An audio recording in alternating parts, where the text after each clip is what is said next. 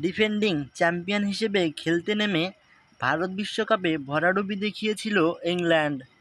সেই ব্যর্থতা পিছনে ফেলে টি-টোয়েন্টি বিশ্বকাপে টানা দ্বিতীয় শিরোপা উঁচিয়ে ধরতে চেয়েছিল জস বাটলারের দল। হয়নি সেটিও। সেমিতে ভারতের বিপক্ষে কোনোরকম প্রতিদ্বন্দ্বিতাই করতে পারেননি ইংলিশরা। তাদের ৬৮ রানের বড় ব্যবধানে হারিয়ে ফাইনালে পা রেখেছে ভারত। এমন হারের পর স্বাভাবিকভাবেই বাটলারের নেতৃত্ব নিয়ে প্রশ্ন উঠেছে। বাটলার নিজেও টানা ব্যর্থতায় হাঁপিয়ে উঠেছেন। আর এই অবস্থায় তাই বিশ্রাম চেয়েছেন জস বাটলার।